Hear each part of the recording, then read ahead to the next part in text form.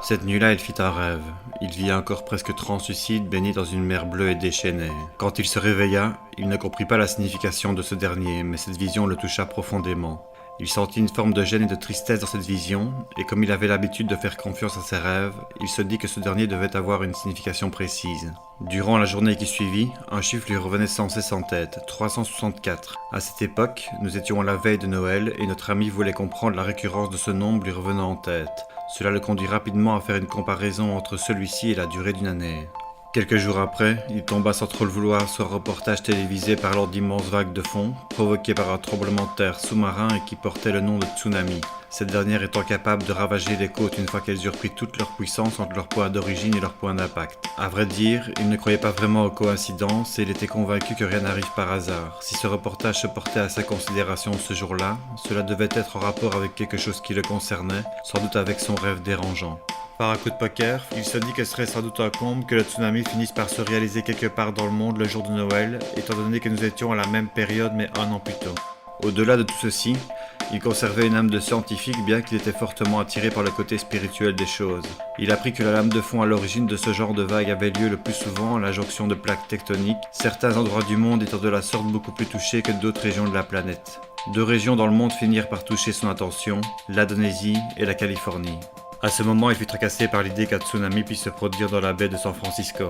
Il ne connaissait pas vraiment la raison de cette peur, mais il imaginait que si la Californie était touchée, ce tsunami serait suivi d'un tremblement de terre qui pourrait avoir des conséquences sur les centrales nucléaires.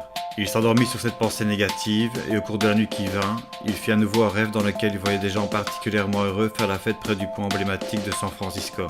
Quand il se réveilla, il comprit qu'il avait sans doute eu tort de penser que San Francisco allait être touché par une catastrophe maritime, et il en vint à penser que ce tsunami aurait lieu en Indonésie au cours des fêtes de fin d'année de l'année à venir. Au cours des jours qui suivirent, il sentit une angoisse grandissante monter en lui. Il ne savait pas vraiment si sa vision était une vaste fumisterie de son esprit ou s'il devait se faire confiance. Cela le tracassa de plus en plus pour la simple raison que beaucoup de gens allaient mourir s'il n'en parlait pas, mais d'un autre côté il allait passer pour un fou s'il en parlait. Quoi qu'il en soit, comme de coutume, il passa une bonne partie de son après-midi à écouter Brian le roi de la radio sur une antenne en vogue en France.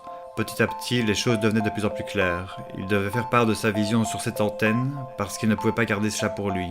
Il se dit également qu'étant donné que c'était de la radio, il ne pouvait pas être vu et donc reconnu par le plus grand nombre s'il devait passer pour un fou. Après plus d'une semaine d'appels, il finit par réussir à joindre une des standardistes de l'émission pour lui faire part de sa vision. Celle-ci ne le crut pas évidemment, mais elle lui dit qu'elle allait tout de même le faire passer sur l'émission de Brian, au mieux pour le faire rire devait-elle sans doute penser. Une fois qu'il fut sur les ondes de la radio, il fit part de sa prédiction.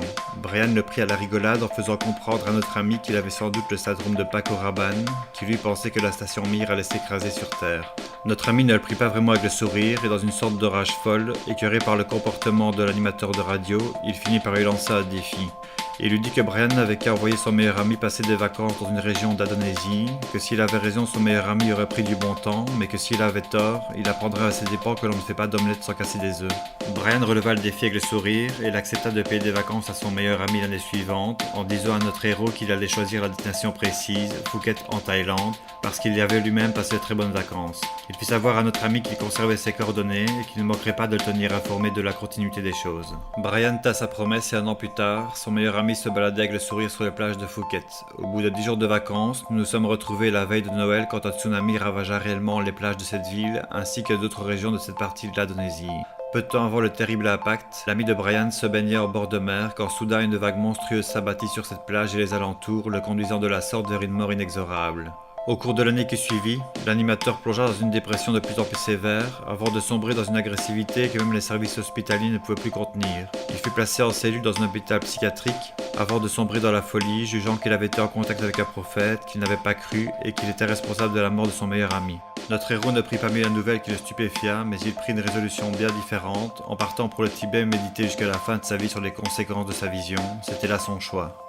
Il arrive parfois que la vie soit capricieuse et que des rêves finissent par tourner au cauchemar, mais comme l'avait dit le Bouddha, on ne fait pas d'omelette sans casser des œufs.